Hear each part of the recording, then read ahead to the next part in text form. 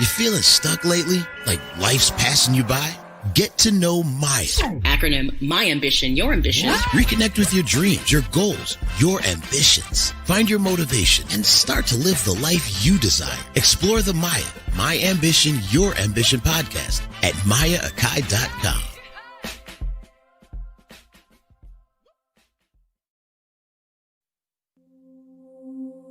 He was so inspiring. He took chances. He was so moving. He lived daringly. He piled into those 39 years, a long life in terms of service. Martin Luther King Jr. was a man of service, and his day shall be a day of service. And we're asking people to do what Martin Luther King would do. Use our own talent and skill to make a difference. He inspired us in words. Everybody can be great. But he led us in deeds. Because everybody can serve. To honor him, let's do the same. Go to MLKday.gov and find out how to volunteer on Martin Luther King Day and beyond. This message is brought to you by the Corporation for National and Community Service. Namaste, everyone. Welcome to an impromptu edition of M.A.Y.A, My Ambition, Your Ambition. And I'm never one to get too political with conversation anymore. I kind of fall back on that. I like to listen and process what people say to me.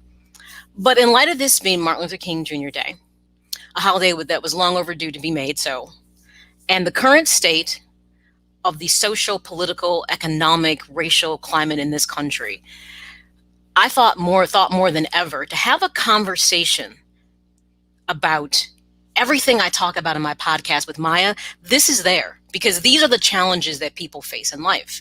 And when you talk about getting to the best version of you, these are the hard conversations to have. And this is why, as a country, we sit where we sit right to this day. You know, when you decide to stand firm in who you are and not sway, and your core values is one of the episodes I talked about. Integrity. Whatever your core values are, you have to know it's going to be what's going to drive your decision. I think more than ever, people need to identify truly what their core values are. And from there, you should make decisions that make sense, not based on what political party you're aligned with. Because I will flat out tell people this. I am not Democratic nor am I Republican because I really feel neither one of them properly serve the American people right. Special interest, things of that nature. So for me, neither one of these political parties for a long time, such as like the Whigs and the Tories, they've outgrown their usefulness. And yet people have become so enmeshed in them, almost like cults. They almost can't see the danger and not seeing the value in humanity and having empathy and compassion in order to make better decisions. And that's the part about this is interesting in this 2021 MLK Day. Thank you for tuning in, Vernon Fairley, always someone who's a supportive person. I'm going to have on a couple guests on the show, Jason Palmer and Coach Lancey Irvin, who they do What's Up Cuz. We just did a show, we're finishing up. They're going to jump in and we're going to share some things. And I want to be really candid with people because a lot of people get really stuck in their opinions about things and they're not open-minded. And I think if we're ever going to move forward in this country and really live accordingly, it's about being honest and open about what's happening. Everybody has to be okay with stepping out of their silos. And right about now, I see a whole lot of silo living that's not healthy. So I see Jason is here. I'll go ahead and bring on Jason. I know Lance will pop up soon as well. I shared one of the MLK PSAs that you put out there. Okay. I figured about to go that time to download and upload it. It should get some money too. Right. But Jason, the reason I really decided to do this podcast, because it falls in line with getting to the best version of you means when you're in touch with you and you know what you stand for, you just don't fall for anything. You just don't follow. Like it blows my mind that I still hear rhetoric like that election was stolen. So I was like, so the other millions of people that voted opposite of you, you're telling me their vote doesn't matter? Yeah, I mean, we're living in a very strange time in America where you've got so many social factors coming into play, so many medical factors coming into play, political situations coming into play. Everybody know the election was not rigged, except for the people who got mental health issues, or for the people who are full of crap, the people who are white supremacists, racists, and the people who have an agenda. So you've got all those negative factions that have come together and created this narrative. And the people, we have a very vulnerable society. The human brain is very, and you know this better than Lance and I, but because it's in your field of work, but the human brain is fallible if you overload it with enough information. It's how marketing works. They keep bombarding you with the same message on a commercial over and over and over. And you say, man, maybe I do need to go buy a big gulp. It's just the way the brain works. And I think what has happened is a lot of irresponsibility in the media, both mainstream. But what I'm really concerned about, Maya, is the people who are this platform that we're on now. It's media, and anybody can do it. So what has happened is we've had people claim to be journalists and claim to be media members who are not. They're just people who said, hey, I'll get a platform or whatever. And they just start spewing lies and rhetoric. And, if you're not comfortable in yourself and you don't know history and you've done a little bit of reading, you're bound to fall for it every single time. You're going to drink the Kool-Aid. And that's basically where we are. I see. And of course, I brought on Coach Lance C. Irvin. How do you spell fun? How do you spell fun, Lance? How do you spell fun? W-I-N, win. What you're doing tonight by having your podcast, giving out information, you're winning. And a lot of people right now feel like it's about their personal victories, and that's the danger in this. I want to share some stats with people because I'm a historian. Like, I love history, period. I learned all kinds of different histories. But the reason I want people to take a step back in this country and to realize, take a deep breath, and this includes, when I say everybody, I mean everybody. First, there is a such thing as an American Holocaust, and it was called slavery. It was called chattel slavery. Mm-hmm. And the reason that in this country we never move forward is because no one's ever wanted to acknowledge it. You notice, people will tell Jewish people you can embrace their Holocaust, you can talk about what happened in Nazi Germany, they have memorials, but yet people will always tell Black people to get over slavery. I'm going to tell you a reason why that really doesn't make a lot of sense if you know history. But here's the thing. Most Americans don't know American history because key things were left out. Mm-hmm. So here's what I want to put in perspective by numbers, so you can understand why the struggle is real, and we stand in a place right now where maybe this needed to happen. Really talk, seriously, when I say that. Mm-hmm. So the first African slaves arrived to U.S. soil in 1690 in Jamestown, okay? Now, mind you, when was the country founded? 1776. So your first slaves arrived before you were actually a nation. Mm-hmm. So what does this tell you? That your country was founded on inequality with women, slaves, people of color. Mm-hmm. And back then, the conversation about any type of sexual orientation that wasn't heterosexual wasn't a conversation. Mm-hmm. So what you must understand, and when people say this, though the Constitution is like a living and breathing document, it's no longer accurate, because when the founding fathers wrote it, here's what they weren't thinking about: Black people, women, and people who were not straight. Real talk. They never thought those were issues that would ever come to the surface. So hence, there's nothing written within the Constitution that really accommodated that. Hence came movements like the women's rights movements, obviously the civil rights movement, because the founding fathers only thought about if you were white male. And I'm not saying this to bash white men. I'm just being honest about the historical focus. You have to put this into perspective. So if the first slaves arrived in 1619, think about this, and slavery did not end until 1865. Let's do the math. I mean, for what, 246 years? Mm-hmm. Which means while we were developing as a country, the very essence of what we're built on is inequality. So shaking the very ideas of your construct is the first thing that people don't understand. This is really a psychological conversation. Now, let's talk about from 1865 to 1965. It took almost 100 more years to say, well, wait a minute, we did free you. And by the way, that's why I tell everybody that slavery is a farce, so to speak, in the freedom of it, because though we were freed, clearly we were not thought as to be equals. Mm-hmm. Okay, so this is the narrative continues. we're not equals. We're not equal. So it took another whole 100 years to say, okay, let's end segregation. But guess what? It still remained in silos. Chicago is one of the most segregated cities in the country. And how do you keep segregation moving forward? Though talent is equally distributed throughout cultures, opportunity is not. So when you undereducate people, when you keep them in poverty, guess what? You keep that systematic racism in place, which means you can keep things comfortable and separate.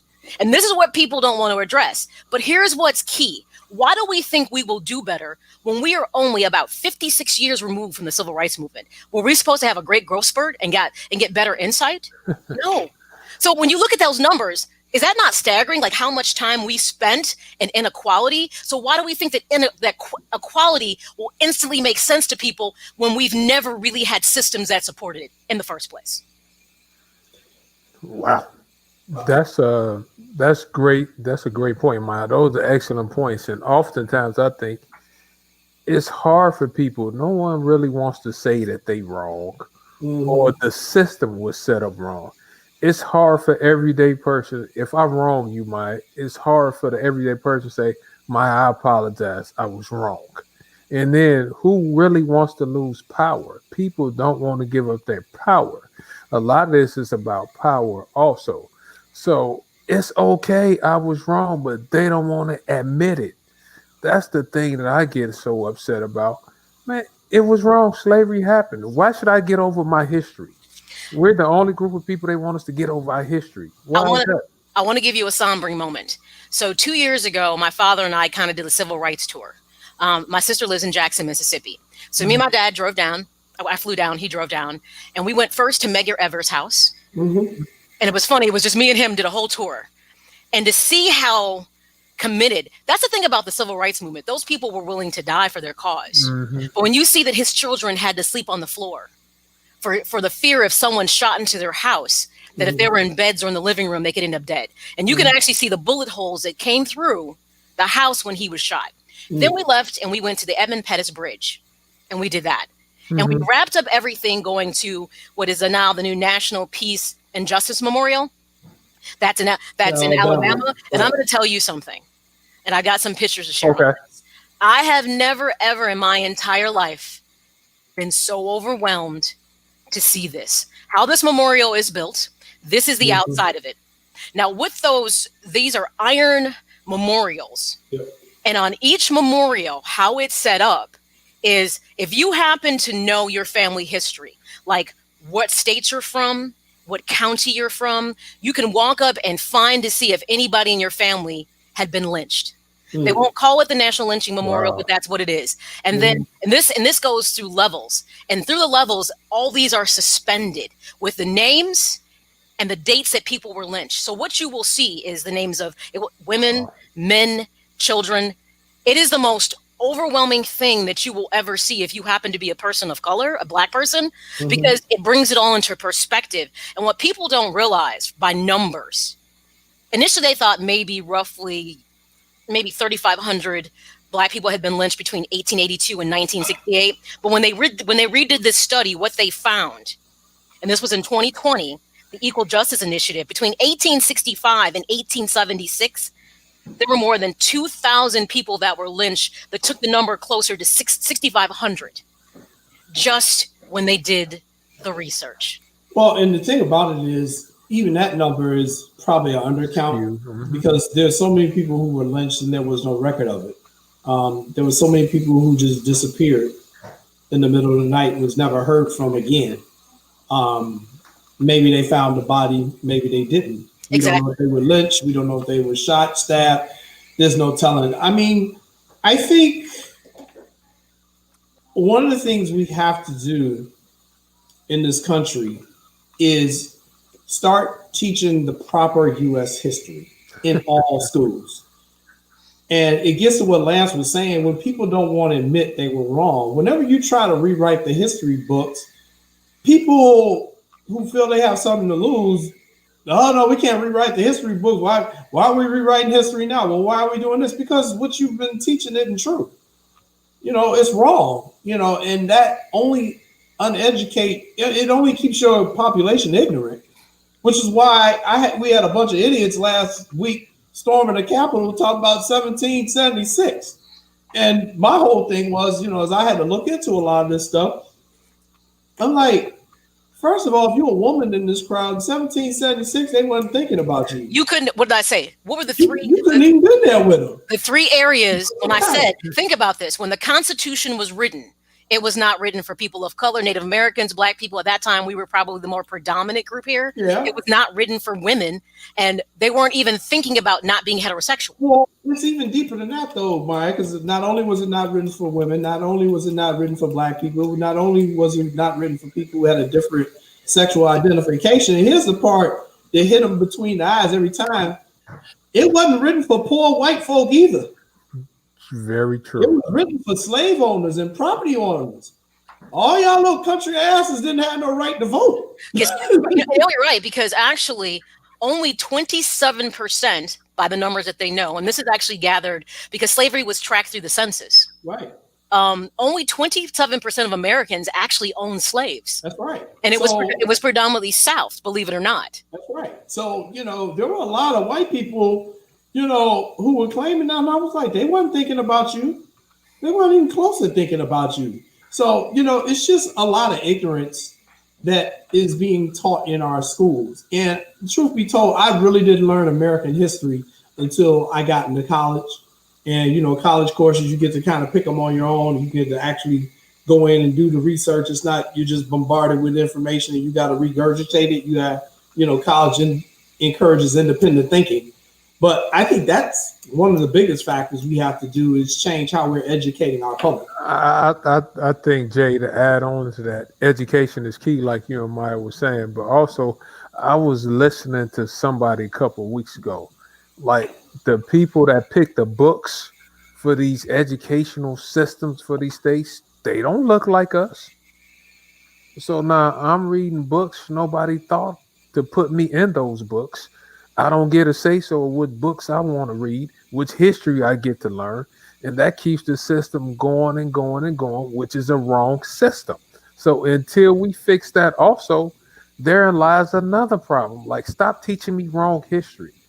Like, it took my mother, my father to educate me, give me the proper resources that I need so I could understand. I was walking around blinded for a long time myself until I got old enough to realize, hold on, now, I love Martin Luther King to death, but Martin Luther King was not the only one that did something for us. Yes. But that's what they wanted us to think, because that's all they were teaching us, giving us one little page. Go ahead. And it was interesting because when I say this, please don't take this as any dig at Martin Luther King. Exactly. He was actually, like, how Jackie Robinson was the best case scenario to bring to the major leagues. Martin Luther King, if you're going to elevate an individual who's a Black American, he was the best person to do it. But what people don't realize, and I always tell people, I'm a little Malcolm and a little Martin. Yeah. I got a little me both. I'm not gonna lie. If you throw me back in the day, I'm probably a Black Panther. Real talk. Yeah. I'm not gonna lie. Based on my personality type, I would have been like in the mix doing some stuff. I'm not gonna lie. But there were so many groups like SNCC, that came along. The college movement for Black students was huge. Black women have always been very integral in the movement, but those are things that aren't talked about. And I'm like you, Jason. When I went to Iowa, I took so many African-American history classes. By the way, one of the few schools for a while that you could get a master's and a bachelor's in African-American studies. I took so many classes. I have a minor because it was just immersion in something that I had never learned. I was never going to learn it. I went to Catholic schools my whole life. So clearly I was never going to learn that. But to learn the history that was so rich, to hear, I can't say that I felt disadvantaged because I had good positive role models around me. Like, I was taken to the DuSable Museum when I was a kid. So, I knew about Black history, but it was just a different experience to learn it when you're open in college. So it's interesting that all that knowledge, when you find out that, and Black people tend to kind of cling to like kings and queens, like people. We are so more than just kings and queens. That's you kind of overshooting the fact that we are inventors. The founder of Chicago is Jean-Baptiste Dussable. I mean, he was a Haitian. I mean, he's a founder of Chicago. He set the first fort here for trading. We have so many things. We've been involved in creating a piece that goes into the pacemaker. Benjamin Bannemer, laid out the whole layout for DC. I mean, the things that we have achieved. It took Hidden Figures to come out to realize, guess what? You got to the moon because you had a whole bunch of black women. Guess what? Who happen to be great mathematicians. Shout out to my mom. My mother was actually, when she went to Providence Catholic, because my mother is really good at math, went right over my head. They approached my grandparents to have her come and do a program for IBM, but they didn't like the idea of her leaving home. My mother could have been one of those women. Wow. See, knowledge and history. Yeah, I think a lot of it's just that we have society as a whole hasn't been taught the contributions of African Americans. And it's done on purpose because there are certain people who don't want to give up power. And that's what that whole thing was about, at the Capitol, and it's unfortunate. But I do think, like you, Maya, it was, while I'm not happy that it happened, I understand in order to move a society forward, sometimes those things are necessary to get everyone to see it. No one can deny it of what happened. And now you can try to deal with it and move forward. The truth of the matter is the country is becoming more brown. And certain people have a problem with that. And they have a problem with it because they haven't been taught anything about other cultures. And, in addition to reading like Lance, my mom made me read a lot. My mother also encouraged me to travel and especially internationally. And I don't think Americans do that enough. That's where you learn different cultures.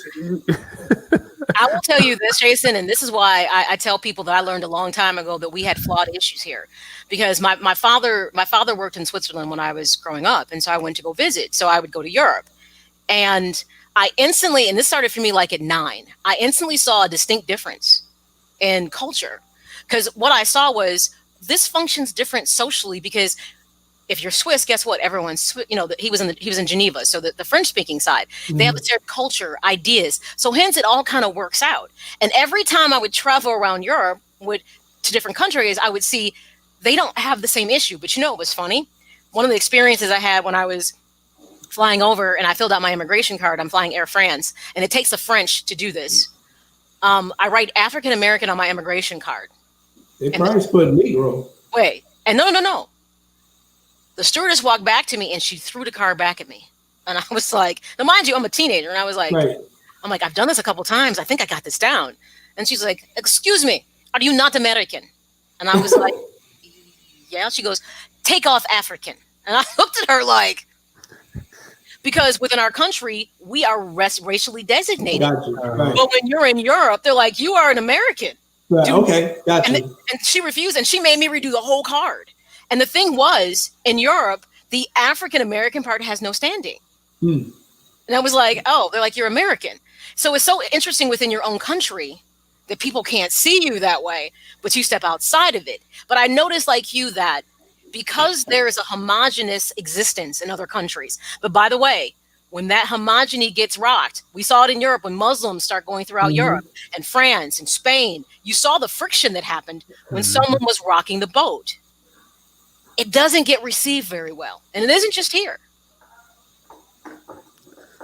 You know what, Maya? The sad part about a lot of this stuff is like, where's the love? Like, where's the love? Like I talked about a couple of weeks ago. A lot of people are selfish. Like, everyone is for themselves quite often. And at the end of the day, we have to bring love back. We need to bring education back. But I remember when I went to Sydney, Australia for the first time. I'm happy, right? And the guy looked at me and my wife Paula and shook her head. Shit, you guys from America, and gave us the thumbs down. I was like, so for that week, Jay, we kept getting the thumbs down. I was like, dang, they really don't like America. And I'm like, what's the problem? And I understood the problem. So with that being said, I think we need to bring love back. Education is key. But like you both said, no one wants to give up power. People don't want to give up power. It's always a threat. Always a threat. You know, one of the things when I was reflecting on this that I thought was important to be able to keep in perspective is that you nailed like the nail on the head, Jason, when you said that the browning of America, which they've been talking about for like the last 20 years, and we're getting closer to those numbers, where at some point there will be more people of color or brown than there will be white people. And I think, and I mean, I don't know. Let me just say this: if it was me, I don't know how I'd feel about it, but I also. If I was a person who was white, I don't know, maybe I would feel threatened. I don't know. But I also know white people that are open-minded and embrace people, and that doesn't matter. You know what I mean? So hence, to me, it depends on how you were raised. And I look at people and I say, if my grandmother who grew up in the deep South, who was born in Mississippi in 1929, could teach all of her children not to hate anybody, you treat people based on how they treat you, you respect people, then to me, anybody else who has a struggle outside of that, who's never really had the experience, I was like, that doesn't make any sense to me. So the question is, for the people who want to make America great again, and I told people flat out, that's about white supremacy. Because I said, what is make America great again? What exactly are we doing? And no one really ever answered that question, by the way. Right. You know, let me add this too. I went to the University of Idaho my last 2 years. My last 2 years of college. I had a wonderful experience, man. But oftentimes, I was basically myself and my teammates. It was 10,000 students there, right? It was like 100 blacks, African Americans there, right? So people used to look at me. I'm like. Stare at me. I'm like, go ahead and say it. Go ahead and say it. Now, these college students, you're one of the first black people that I ever met. Yep. I was like, wow. And at first, when I used to go in the class, I always sat up front. And the reason why I always sat up front because I didn't want to be the stereotypical. I'm already an athlete. So you know, I always people think athletes being given grades. But I used to sit up front. And until I answered the first question, nobody really wanted to get into a study group with me, really. They was kind of hesitant. And I wasn't offended. I just figured that was going to happen anyway. But after I answered the first question, now all of a sudden I was good enough to get into a study group. I'm like, y'all don't even know me. Like take the chance, get to know me. Like I come in class, I'm speaking to everybody. How are you? How are you? Talking to them. But it shouldn't have took me to answer the first question often for them to want to put me in a study group. Yeah. So, like, come on, y'all. And I mean, my experience is a little bit different. Lance came out of high school the year before me. And obviously he was going away for college and playing ball. And, you know, I came out and went to college, did a year and then dropped out and I started working. And I worked at the University of Illinois Hospital. I was a patient transporter and a emergency room and operating room technician. And what it did was it really allowed me for the first time to work with people from a variety of cultures. And M.A.Y.A knows she works in a hospital. A hospital is one of the most diverse environments in this country. Yes. And the thing you learn when you are 20 years old, like I was, working in an emergency room, and people are coming in, dying, bleeding, shot, stabbed, jumped out a window, all sorts of stuff, is first of all, you realize everybody bleeds red blood. And the second thing, the patient, when their life is on the line or they're in extreme pain, they could care less about the person who's helping them. They don't care what political party, they don't care about their religion, they don't care about their race, they don't care about their sexual orientation. They just want you to save their life or stop the pain. All that other nonsense, they leave at the door. So, you know, I wish more people could have that experience that I had of working in a hospital and working with a diverse group of very talented people and also saving the public as they come in with different injuries and things like that, because it changes your mindset on a lot of stuff. So, you know, I agree with both of you all. It has to be also about the experience that you have. So, Jay, let me ask you this. Does it change their mindset because they need you? That's a part of it. Mm-hmm. Well, you know, the immediate need, yeah, they definitely don't care. What you hope is that down the line, they reflect on that and it changes their person where they say, man, you know, I'd have been dead if it wasn't for that Hispanic guy, or if it hadn't been for the East Indian guy who saw something when he did my MRI that they didn't detect before, and they found out I got a major problem going on here. That's what you hope. It's not going to always happen, but I do know there are a lot of people who came in that emergency room and left out there a changed person. It's definitely part of changing what you think of people is you have to have the experience, because so often we believe what we see about people and stereotypes are true. Now, mind you, real talk, stereotypes to a degree are based in some small amount of truth, not all of it, and then it morphs into something else. Part of challenging what you think you know. First of all, here's rule one. I don't care if you're black, white, Hispanic. I don't care what you are, Asian, plaid. I don't care. Never make the assumption that every group of people have something in common. Just because we're all black people here, we all have different backgrounds, we have different narratives, different experiences. We share something in common, but it does not mean we're the same people. And that's the danger in stereotyping and labeling people, because you assume that you know what a person is. Now, mind you, here's where privilege steps in. And some white people will get this and some won't. White people are the only group of people.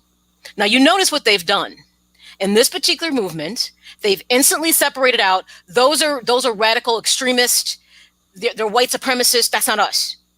But when Black Lives Matter had their situation, and clearly people were exploiting it, all those people, no matter if they really weren't down for the cause, were negative. There was no separating them out. Like, I love when people like to have a conversation with me and they make the assumption that I'm just instantly Black Lives Matter. And I said, stop. Am I absolutely about the empowerment of Black people and equality? Yes. I said, but I do not align myself with groups who cannot be clear about their agenda. And it's kind of like the Kaepernick thing. He allowed his narrative to go left, right, backwards, forwards, and he didn't clarify it.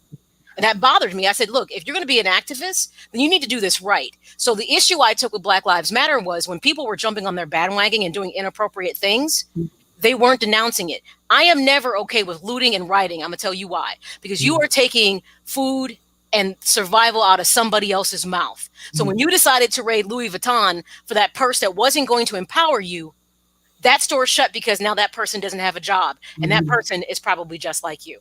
Right. So that narrative doesn't work for me. I was never okay with looting and rioting, and I denounced it immediately. It never works for me. It's not part of the cause. We didn't get to where we are with the civil rights movement because people were looting and rioting. That's not how that worked. So it's interesting. Now there's trying to be this separation.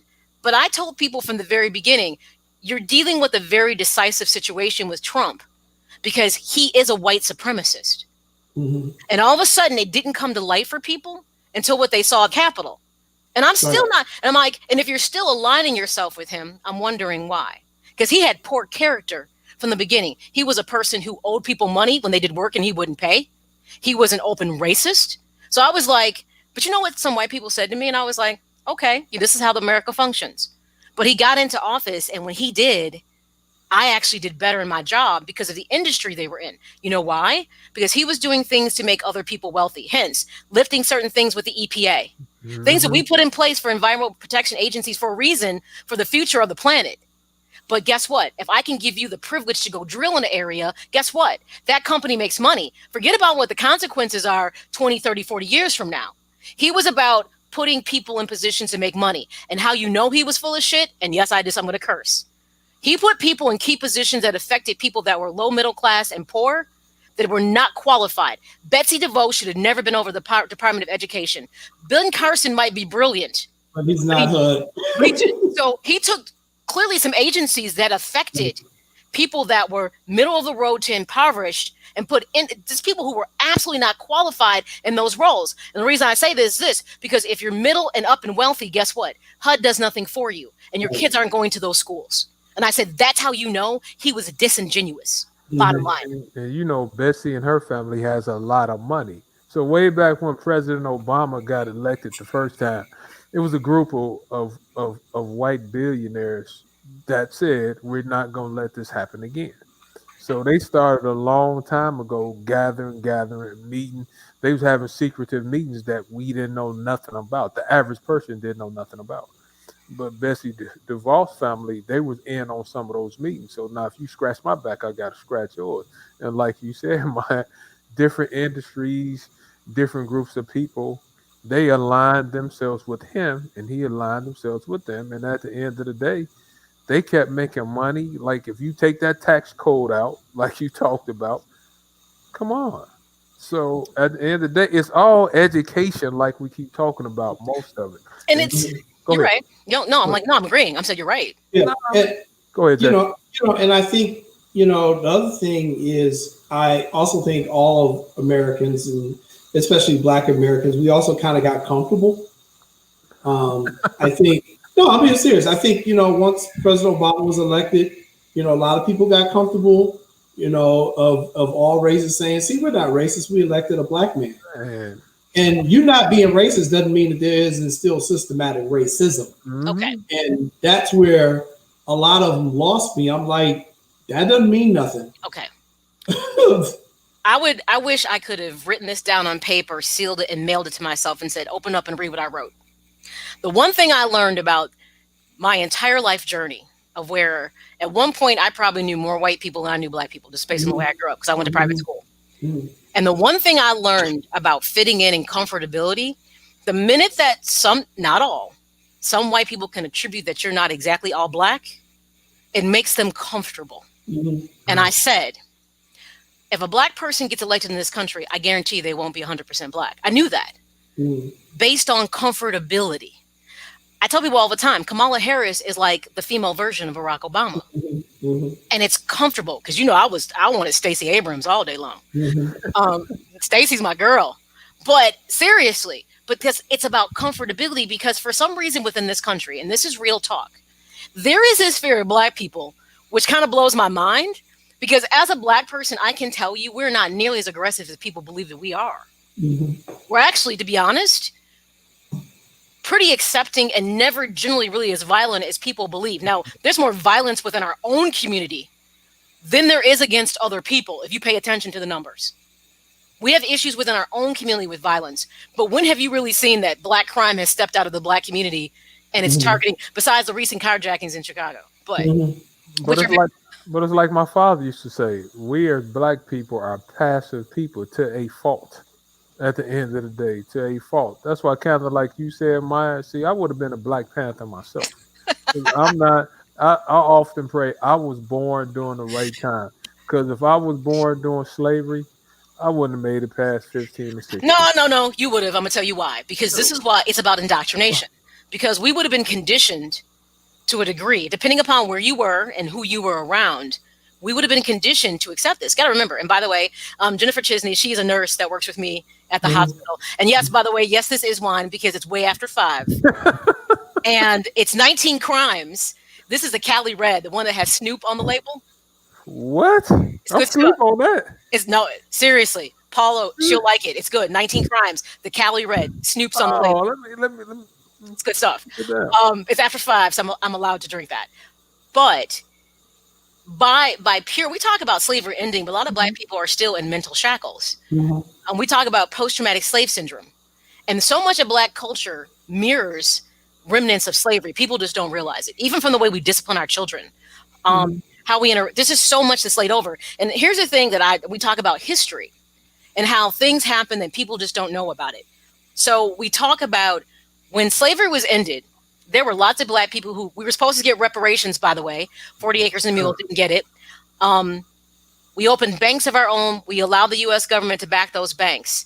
So when you have things that happen like in Tulsa, Oklahoma, where you had a town that was separate, where there were hospitals, where there were Black people, hospitals, libraries, schools, we were totally separate and existing.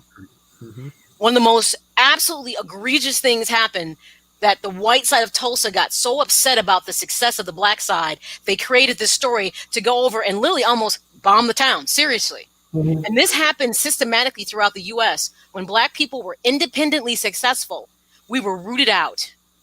Yeah. And again, that gets back into the history part and not telling the truth when we teach history in public schools. The Tulsa race riots, has now come to the forefront because of the great work that Regina King did with the show The Watchmen. The Watchmen. The Watchmen. That opened the eyes. I mean, we had problems in Chicago with the race riots in 1918, 1919. Bronzeville was, considered one of our premier areas. They tried to ruin that. So, yeah, I agree with you. And, for me, because I've always had that traveling spirit, I think I probably would have been one of the people who just out and out left the country. Many people don't realize that the Underground Railroad went all the way to Canada. It did. That's how you have a lot of Black Canadians. You know, Yes. their ancestors went like, no, I ain't safe just in the North. I want completely up out of this joint. You know, you have other African Americans who fled to Europe, who lived in France and other places over there. You know, I mean, I'll be honest with you. I mean, I'm currently looking to consider living abroad. My wife and I have been discussing that. You know, it would be a nice lifestyle, and the way society is now, and everybody working remote, you can kind of do that. So I think, you know, we're becoming more of a global culture. As you see the African American population continue to attain more wealth and economic power, like we were talking on the show today, you're going to start seeing more opportunities open up and start seeing. I actually know more people now who live and work, who are American citizens who work outside of the country than I could have ever imagined. People I've grown up with, people in my family, you know, and they're living in different places, Malaysia, Australia, Panama, just kind of all over the place. So I do think, you know, that's one of the things that's going on now, is that you're going to start seeing an exodus of African Americans to these other places. But there's still going to be a very large base of people here, and we have to deal with this stuff. And, you know, my whole thing is just like I tell people, I try to deal with my cousins who are out here carjacking and doing all this stuff. And you try to talk to them and get them to do what's right. But don't think I won't just turn you in. You know, if you got opportunities to do, you ain't got to do this. You know, the same thing needs to be done in white America. You need to talk to your cousin, Hillbilly Joe down there, who thinks that his AR-15 is the only thing this, you know, he can use to defend himself. Like, they're just as poorly educated as some of the kids in the hood are. They don't see themselves as victims of the same system, even though they're victims of the same system. I agree. I agree. I mean, I know people who've grown up in rural America, white people who are so uneducated, it's not even funny. And will sit up there and argue with you. And you're like, no, that's not what the was about. So everybody knows my wife went to Texas A&M. She tells me the story all the time. She was down there in Texas A&M, and they'd be in history class, and they taught that the Civil War was about states' rights, when everybody knows it was about slavery. And they would get into like these heated discussions about if it was just about state rights or if it was about slavery. So the education system in this country is kind of all over the place, and it's what leads to what we saw at the Capitol last week. No, I agree. When they did an interview with a young man, I can't remember, I think he was from Michigan, who was like, Michigan is so militant, and it really kind of blows my mind. Like, I told somebody like a couple months ago when they wanted to kidnap the governor and kill her, I said, no one thought that. I'm like, that's not normal. I said, that was alarming to me. I was like, see, people, I keep telling you, this is not normal behavior, but apparently people just glossed it over because it didn't happen. If it would have happened, then guess what? They may have put their antennas up for the Capitol because the data was everywhere telling them this was going to happen. And it was interesting because when Black Lives Matter protested in June, they were covered the Capitol stairs. You know, they were in full like combat gear because here comes the Black people. And that's something that people just don't want to accept, is that there is this view that white people are not aggressive. Well, historically, if you know anything about, and if you're white, please don't take this wrong, because this is not everybody. But if you know history, who are like some of the biggest conquerors in the known world? Yeah, Alexander the Great. I mean, most people who walked into somebody else's country, please don't take this wrong, was white people and said, this might be your shit, but I'm about to take it. I mean, really, I'm talking about around the globe. It's like a conquering mentality, which is not right, wrong, or indifferent. I'm not one to judge, but I'm just saying. So to believe there's not a level of aggressiveness was crazy, because you saw it around the country before we got to the Capitol situation. So you're right, history, we have to do better. And mind you, I believe this is a whole process of teaching people. I mean, I don't think this changes overnight. I'm just hoping we can sit down with younger adults and help them understand why this is not okay. I mean, Maya and Jay, just to still listen to some of the folks making comments after January 6th is alarming. Yes, like, y'all it hearing is. the same stuff I'm hearing. Like inciting a riot, come on, let's go. We're gonna take this country over. We need to have a big fight. What is that telling you? Well, Like the one lady was on the news last night. I'm like, you came from Texas, not to cut you off, Jay. They showing your social media page. I'm listening to you say you going into a window and all of a sudden you changing your script. But she said, I did what my president wanted me to do. yeah, I mean, again, it's just, we have vulnerable members of our population who don't know how to think for themselves, who refuse facts and information and just go with what feels good to them and what they think is going to benefit them. That's it. Again, I used to date a young lady who lived in Minnesota, but her family was from West Virginia, and they were African American, and they were from. They were from West Virginia. Her grandmother and all them were from West Virginia. She told me before I even met them, she's like, they're from West Virginia, and I was like, oh Lord, I already knew. She's like, so you already know? I was like, yeah, they probably. I hate to say it, but they probably didn't get the best education. She's like, yeah, you're right. And, West Virginia is one of the poorest states in the United States of America. They also have the 50th worst education system. But guess what? So they're leading. But wait a minute. They're leading in the vaccinations right now. They're the top state. Well, they may be, but here's the thing. I had to give them a little pub, Jason. Like, we couldn't just totally, just make them the worst state ever. Well, that's fine because they still believe that the coal industry is coming back. I know.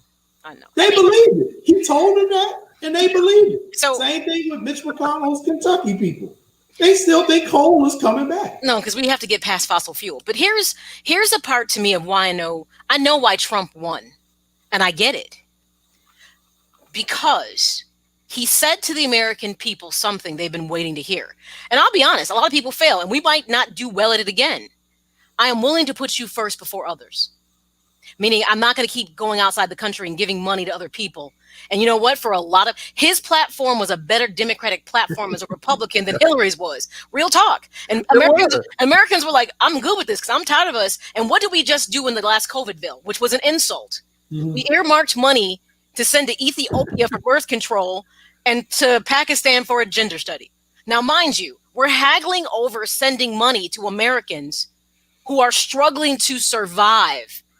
And for some reason, why is this fledgling young nation that's still growing, why do we feel like we have to take care of everyone else except for our own people? And that's why people voted for Trump. And you know what? We're going to keep failing at it for some reason. Real talk, we are. Which that $600 comes out to, I think, $1.63 a day. Yeah, $1.63. I mean, we really need a moratorium about it's okay to take care of America first. Because these other countries that you're taking care of have been around a hell of a lot longer than you have. So whatever they haven't figured out doesn't necessarily have to be our burden, but we make it our burden. Well, that's I don't even think our intentions are that good.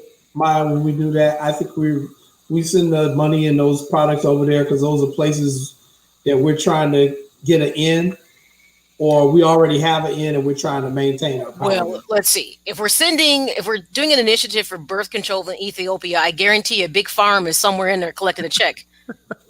Right? Because somebody's got to distribute the birth control, right? So, there's a big farm company somewhere in there collecting checks. I mean, that's just real talk. So we know that. Here's the thing, whether it's Republican or Democrats, it's always a special interest. Mm-hmm. And this is why I want people to get past the concept of political parties, because you have a bunch of wealthy people and somehow why do we believe that they really have the average Joe's best interest at heart? Who thinks that? I don't. And to Jennifer's comment, the Dems did send money to other countries. Yeah, all of them do. I think that's what Maya is saying. You can't trust either one of them. I've always been an independent person, politically independent. I am too. I try to stay out of it because both of them are the devil, and it just depends on which one you want to roll with on what particular issue. But Maya knows I'm a serious Second Amendment person, and the biggest lie that the Republicans tell their constituents is that the Democrats are going to come and take all your guns. No, they ain't. No, they ain't. the Democrats got guns too. So, See, that's especially down south. But it's like the biggest lie. And, you know, I will say one thing, you know, I did think that the Biden-Harris ticket, they should have made that more forcefully known. Like, we're not taking any guns. First of all, you can't. There's too many guns out here. So even if you pass a damn law, you try getting it from people. I ain't turning in my stuff. Look, at the end of the day, so there was a study that was done like back in, I want to say like 2000, maybe maybe it was 05 or something. It was done by the Anti-Defamation League about the rise of kind of like these militant groups and how they're armed. So they're like these new kind of like militias, which, by the way, militias were really a part of 1776. Right. Not to be funny, but they were a big part of it. And they're seeing this big insurgence of militias. And I'm like, look, people have the right to bear arms. The question is what you do with them is the concern. I'm not a gun person. It's not in my nature to do it, and I hope that never will be something that compromises me. But I'm not a gun person. But here's the thing: I'm not opposed to it. If that works for you, good. I'm okay with it. Hey Jay, you're a gun person. What other country has as many guns as we have? Nobody. We lead in that by far. There's no doubt about that. Now, I personally think allowing your citizens to arm themselves to the teeth is actually stupid to do as a country. However, it's too late. I live in this country. It's too late. I'm not gonna be sitting up here without a piece, and all them fools got it. You can't. I mean, come on. It's a common sense thing. I think it's a problem that you have allowed yourself to do this. But let's get back to the real reason on why guns are so important to this country. And, you know, and this is as real as it gets. They never gonna give up their guns because they know what they did to the Native Americans when they came here. They knew what they did. They knew what they did to African Americans. They know what they're doing to Hispanic people. And their way of thinking, getting back to what you said, Maya, is that they're going to come back for revenge. They're going to be violent towards us because of what we did to them. And actually, they're not, because we would have done that a long time ago. If that was, we would have done that a long time ago if that was what is in our hearts to do. Right. And I think a large part of the right to bear arms goes against the fact that coming from England, you could not bear arms. No one in England or UK has a gun. Exactly. So let's be honest. Part of that narrative was, well, we can bear arms. We can do something different because they don't. And guess what? They don't have the same issues either. Because even their police officers, nobody has a gun. That's what they. Yeah, they got a few of them to do. Yeah, but I hear what you're saying. But very few. But this is why you always hear things like, "Oh, Molotov cocktails," stuff like that. Other types of ways to like get their point across. So I get where the right to bear arms is written again. It's a constitution that was written in a different time. And I'm going to say this, and it's not bad. It wasn't written for the America that we are now. It wasn't. At no point of time did the founding fathers think anything about diversity. It was not part of what they were thinking about. So what we have to learn is we have grown and changed as a country, but there's a beauty to who we are. The difference to me is amazing. I mean, it's an amazing thing, but I think the fear for some people is they're going to be lost because of how America is changing so quickly. I think that's I think that's the fear, is that the country that was founded by white males, little by little, is looking less like it. But the thing about it is the people that are coming here are not trying to push you out. That's the thing. That's what I think is interesting, is no one is trying to push you out, but yet there is this fear that that's happening. I mean, the Constitution has changed, 25 times? And the first 10 times it changed all happened like almost literally within the first few years. I mean, to get an amendment passed, it takes almost like an act of God. So, is there time for them to have another constitutional revision? Yes, there is. We need one with immigration. Probably. Probably not. Oh, of course. I mean, we do. There's some a whole lot of other issues. There's a lot of issues. There are things that we need. There's just not enough political will. There's just not enough political will for them to do it. But I guarantee you keep having these incidents like you had on January 6th, people will come to see the light. I have fears for this country because when I look at world history, America is only 250 years old. That's it. Which basically we're babies. We're babies. We're not that old of a country. Other countries are tens of thousands of years old. We 250 years old. And that's the growing pains that I said, let's step back, those of us that are rational, and look at what's really happening here. Like I hate to say this, it was time for probably this to happen again, because we're only 56 years out of the civil rights movement, and by the way, everything isn't okay, and it hasn't been okay. So it takes this extreme kind of action. And by the way, I don't see it happening again like it happened. Like the U.S. government was caught with their pants down. And I'm going to tell you something. When they said, oh, there's a thought this could be an inside job, so to speak, with some of the Capitol Police, now they're questioning, like, they're kind of doing checks with people in the FBI and National Guard to make sure that people are not aligning themselves. I said, well, if you know anything about history and you paid attention, you do realize that the Ku Klux Klan realized to be more efficient, it wasn't about getting together on Sundays and wearing their best white sheets. It was about infiltrating government, law enforcement. So why are people remiss? Like, why is there a shock? Right. We've known this for decades. So my thing is, but yet there is this refusal to be honest. But here's what it is: when you call someone to the carpet, people instantly, like, here's how we have poor arguments in this country.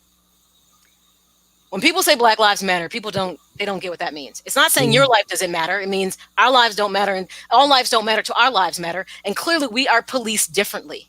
And anybody who denies that is living in a dream. I see it all the time. Like, wow, so that person punched you, attacked you, and yet you're thinking about if you're going to put a police hold on that person? Really? Clearly, there's a difference, but people refuse to acknowledge the difference. And here's the real conversation.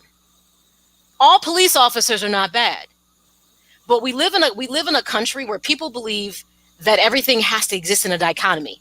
It's either it's left or it's right. No, there's a ton of gray areas here. All police officers are not bad. So when you get called to the carpet for your poor behavior as a police officer, it's not that I believe the person next to you is bad unless he caught you doing some shit and didn't say something. That's the only time it's bad, when you want to cover up for each other. And the thing is, they should police themselves.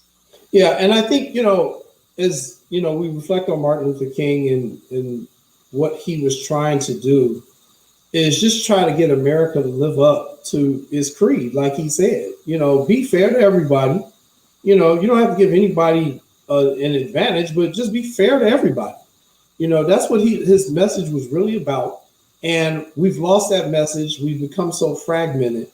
And it gets back for me again to my time when I worked in the hospital. I saw a lot of people die. I saw a lot of people bleed out. I also saw a lot of people get a second chance at life. Hell, some people I got to see them do a third and fourth chance at life because they kept coming back from doing the same dumb stuff. But my point is, we have to get back to just seeing ourselves as human beings. And we need to put the humanity back in this country, because right now we're so divided and so upset with everyone. And it's like everybody's got to go to their corner and pick a team. And when you do that, that is how you fall. I've always said America will never fall from an outside enemy. If it's going to fall, it will fall from within. And unfortunately, we have seen those seeds being sown, and we're starting to come apart in the seams in many of our social programs and our businesses. And we got to get this ship righted, or we could be in some serious trouble. And I think that's probably what Dr. King was warning for. Anything else. Jason, do we want to get it right, though? Jason, I would challenge you and say that we've never really ever truly embraced humanity in this country. Now, mind you, there's always been that handful of us that are empathetic and compassionate. I always tell people, I'm a child of God. I'm not going to look at you and say I don't see color, but I don't judge somebody based on what they are. I don't. If you are good to me, I'm going to be good to you. Bottom line. That's it. That's how I judge people. But we have a whole lot of people who don't get that because of the concept of privilege and power. It's just, we've never really stood on the same page ever in this country. Look how long, you see the timeline I gave you, how slavery ended, but yet we then went into Reconstruction, and then we were segregated, and then we've only been out of segregation for 56 years. So I'm gonna ask you a question. If the fabric of this country is built on inequality, why do we think it's gonna change so easily? Well, I mean, Lance, a basketball coach, you can go in with one game plan. And what do you have to do at halftime, Lance? Make adjustments. But with that being said, I'm like M.A.Y.A, though. I don't think it's gonna change that easy. That's just me, just understanding history, watching. It's kind of like Mike Davis said earlier when we was talking to him. What do we really own though? Mhm. We have more millionaires probably, but what do we really own? Yeah, I think I think, for African Americans, we have to get more into entrepreneurship and ownership. I think we first have to get better control over our families, our family life, and I mean primarily within our marriages, within our relationships with each other, how we treat our biological brothers and sisters and parents. I think it starts right there with the family. Um, How about we do more business with each other we can also? do more business with each other. We have to support each other's businesses, and our businesses also have to. Because Mike Davis said this too. Our businesses got to have the right products too. That's what Mike said. You got to be able to have the right product too. You just can't open a business and you ain't got nothing that don't nobody want. You got to have the stuff that people want. And it's a multitude of things. I think without a doubt, life for African Americans is better than it was in the 60s. There are some things we got away from, we need to get back to, especially on the business aspect.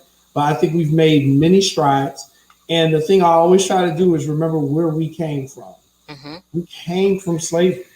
This shit gonna take a while, y'all. This gonna take dozens more generations to really get us there.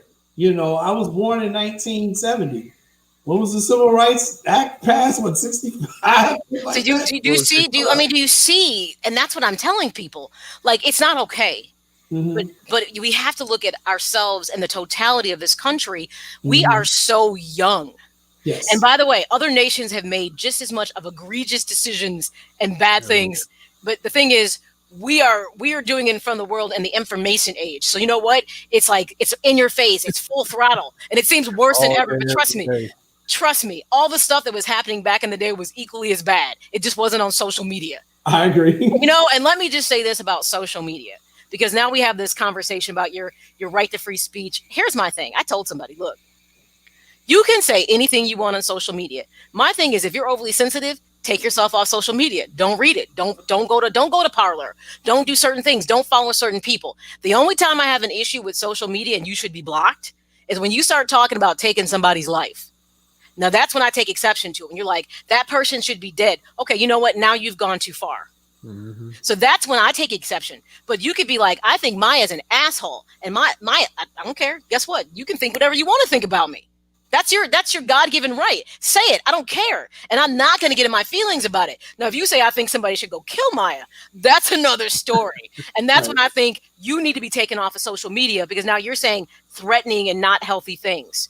That's my only thing about, and it's interesting because now we have this new thing that's come up with, obviously Facebook and Twitter and Instagram and Snapchat are not governed the same way. They're private entities, so they can choose to remove you, which, by the way, I'm going to say this too. If Twitter or Facebook, and I've known people who've gotten blocked by all those people that are just mere individuals, nobody special. They said something that did not align with their mission and what they want to do in regards to providing content to their followers or their users, and they pulled them. Not just Trump, it's not new. So my thing is, that's their choice. But you know what you can do? Not that I'm saying go do it. Get your own stuff and move accordingly. That's it. It's that simple. It is that simple. At the end of the day, social media really doesn't bother me, because, like you said, you could choose what you want to listen to, choose who you listen to. Mm-hmm. But at the end of the day, you got to understand what's real, what's factual, what's not. What's real, what's factual, is not. And I tend to find myself now, I'm trying to do a lot more reading, Jay. At the end of the day, I turn off my TV for about 3-4 hours a day.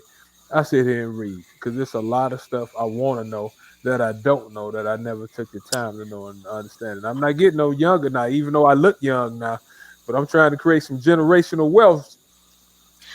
You know what I would tell? This would be my challenge to everybody in the current climate. Step outside your silo. Get to know other people. Ask somebody else their story. and figure out where people are coming from. Because until we start these real conversations, we'll never get to where we need to be as a country. We need to start to have real conversation. And by the way, even that person who might be a white supremacist, ask them why they feel that way. And you might never find out. There might be a backstory to it that you've never known. Seriously. Now, does it mean it's going to be right? Not necessarily. But you won't know unless you ask. Man, Maya, that's why I'm glad I had the opportunity to spend 2 years in Idaho.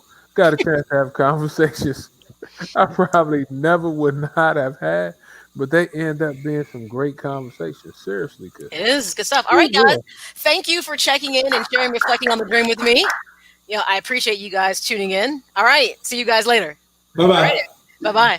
All right, everybody. That was obviously Jason Palmer and Lance Irvin, who do What's Up, Cuz, a sports talk show on the Sports Zone Chicago, one of my endeavors. Like I said, I'm not much to get really political with people, but I want to challenge people to step out your comfort zone. The only thing that Martin Luther King said the only thing that challenges or beats hate is love. The only thing that will ever bring people out of darkness is light. And because we are different does not mean we don't share something in common. And what's different about us can be the very thing that's beautiful. And for some reason in this country, the one thing that makes us so unique is the one thing that we're pushing away from. And I want to know where the fear is coming from. And I'm an open-minded person. Share it. Be like, Maya, this is my fear. This is what I don't like. This is what I don't agree with. And you know what? You might find what you think you know about somebody or what you think about someone's agenda. You'd be like, oh, you don't believe that? No, actually, I don't. Treat every person you meet as an individual. Learn their story and assume their narrative is unique to them. Don't ever make the assumption that what they may look like, what they may have, or how they might identify is the only scope of who they are. Because as humans, part of our uniqueness is the multiple dimensions that we have as individuals. And when we stop celebrating that and we decide that things should be a certain way, we're losing the beauty of what is life. It's just that simple. And it's sad as a country, the thing that makes us so beautiful is the very thing that we're pushing away, and it's become fearful. And I'm open-minded. I'll talk. I'll be like, let's have a town hall meeting. Let's bring everybody together and have a conversation about, after all this time, what are we still struggling with? What's bothering you? Put your piece on the table and let's talk about it. It's just that simple. All right, everybody. Thank you for tuning in. I appreciate it. Remember, you can always tune into M.A.Y.A, My Ambition, Your Ambition, which is all about pulling back that veil of self-doubt and self-sabotage and getting to that best version of you.